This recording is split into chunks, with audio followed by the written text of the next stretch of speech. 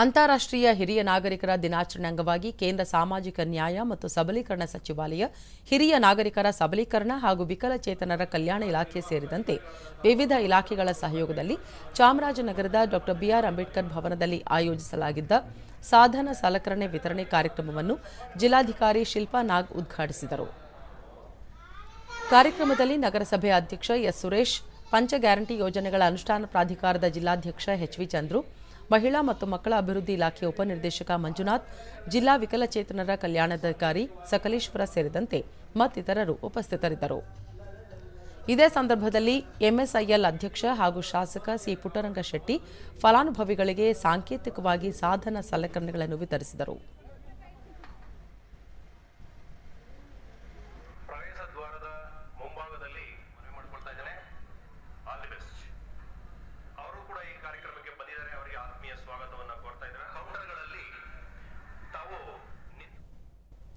ಶಾಸಕ ಎಆರ್ ಕೃಷ್ಣಮೂರ್ತಿ, ಸಾಮಾಜಿಕ ವ್ಯವಸ್ಥೆಯಲ್ಲಿ ಹಿರಿಯರು ಹಾಗೂ ವಿಶೇಷ ಚೇತನರನ್ನು ಒಳಗೊಂಡಂತೆ ಎಲ್ಲರನ್ನೂ ಗೌರವದಿಂದ ನಡೆಸಿಕೊಳ್ಳಬೇಕಾಗಿದೆ.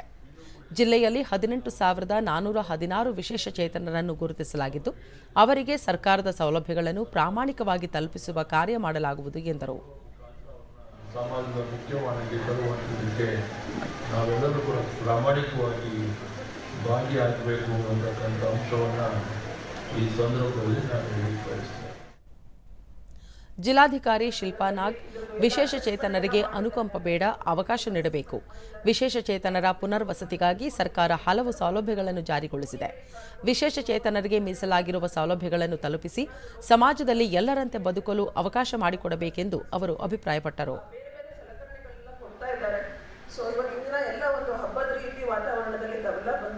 ನಾವೆಲ್ಲ ಒಂದೇ ಕುಟುಂಬ, ಎಲ್ಲ ಚಾಮರಾಜನಗರದವರು ಅಂತ ಹೇಳ್ತಾ ತಮಗೆಲ್ಲ ಒಂದು ಜೀವನದಲ್ಲಿ ಒಳ್ಳೆಯದಾಗಿ. ಜಿಲ್ಲಾ ಪಂಚಾಯತ್ ಮುಖ್ಯ ಕಾರ್ಯನಿರ್ವಾಹಕ ಅಧಿಕಾರಿ ಮೋನಾರೋತ್, ಹಿರಿಯ ನಾಗರಿಕರನ್ನು ಗೌರವದಿಂದ ಮತ್ತು ಸಂತಸದಿಂದ ಇರುವಂತೆ ನೋಡಿಕೊಳ್ಳಬೇಕು ಎಂದರು. ಅದೇ ನಮ್ಮದು ಇಚ್ಛೆ ಇದೆ. ಮತ್ತು ಸೆಕೆಂಡ್ ಮೇನ್ ಸಂದೇಶ ನಮ್ಮ ಯಂಗ್ಸ್ಟರ್ಸ್ಗೆ ಕೊಡ್ತಾ ಇದ್ದೀನಿ, ನೀವು ನಿಮ್ಮ ತಂದೆ ತಾಯಿಗೆ ನೋಡಬೇಕು. ಏನಾಗುತ್ತೆ, ನಾವು ಚಿಕ್ಕ ಇರುವಾಗ ನಮ್ಮ ತಂದೆ ತಾಯಿ ನಮಗೆ ನೋಡ್ತಾರೆ, ಬಟ್ ನಾವು ದೊಡ್ಡ ಆದಮೇಲೆ ನಾವು ಸರಿಯಾಗಿ ನೋಡಲ್ಲ. ಅದಕ್ಕೆ ನಾವೇ ನಮ್ಮ ತಂದೆ ತಾಯಿಗೆ ಸರಿಯಾಗಿ ನೋಡಬೇಕು.